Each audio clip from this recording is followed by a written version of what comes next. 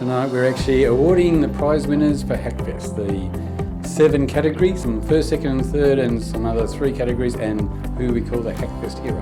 The Hackfest 2015 Sunshine Coast Hackfest Hero, sponsored by Cisco, cash prize of $1,000, winner Daniel Breyer.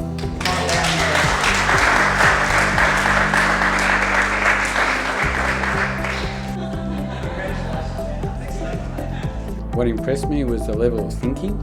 They really seemed to understand the challenge put before them, and the maturity of the coding, the programming was very advanced, and the thinking behind the business challenge and how they're going to meet the business challenge was really good. For the category of best use of open data, it's Team SQL.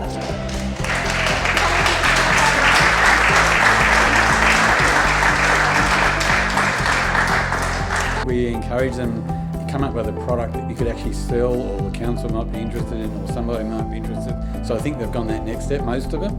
There were a couple that really came up with some good technical solutions, but most of them went beyond that and said, okay, if I was going to sell this, if I want to make this a valuable proposition, what would I need to do? Who is the client? How would I sell it to them? The Community Category Award, sponsored by Cisco, with a cash prize of $1,000, goes to Team Big Days.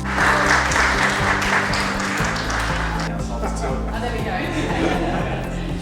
The Business Category Award, sponsored by Cisco, cash prize of $1,000 to Team GeoPDO.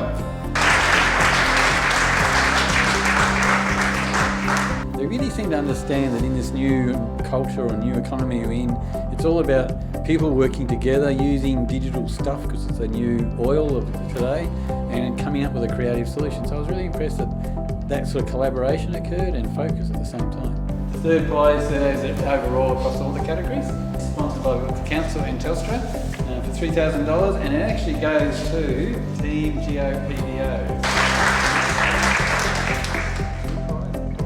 It's intended to let people sort of answer the question of, what's going on around me. They do have the existing tool, which is called PD Online, and that provides access to all the exact same data that GeoPDO returns. The difference there is there's really no geographic component to it. So there could be something going on a block away and you'd never know about it using their tool.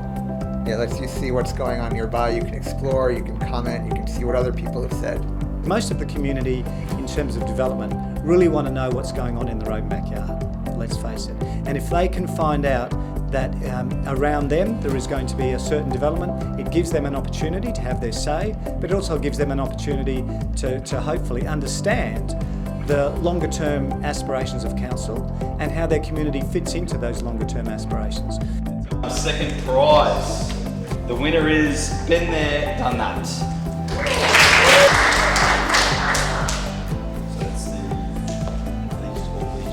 With landfill, the council actually has this plan, and they want to have 80% of all landfill going to recycling. They want to actually reduce the amount of landfill. And we looked at some of the data of how much was going into landfill, and it was quite extraordinary. One of the biggest costs of council is digging great holes in the ground for people to keep filling them up with their rubbish.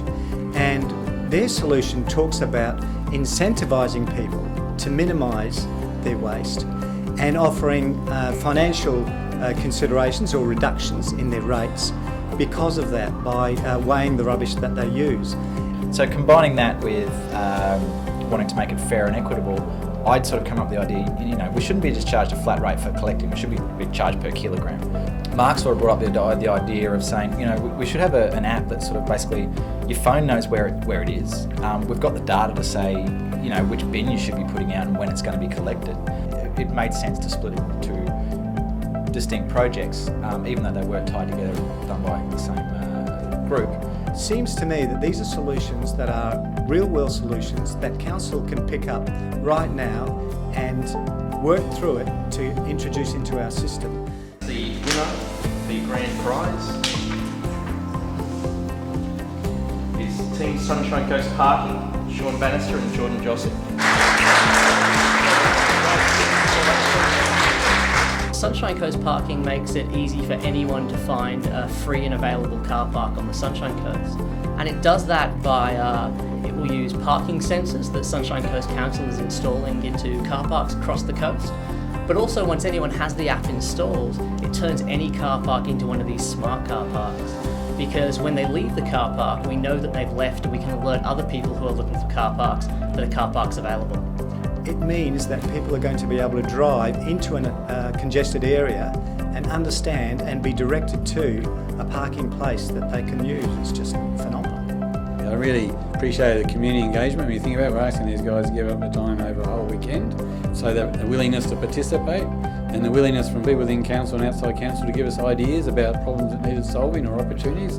So given it was the first one, it was amazing, the level of participation. So I'm only gathering will start to get bigger and better, I guess, as we have another go at it next year.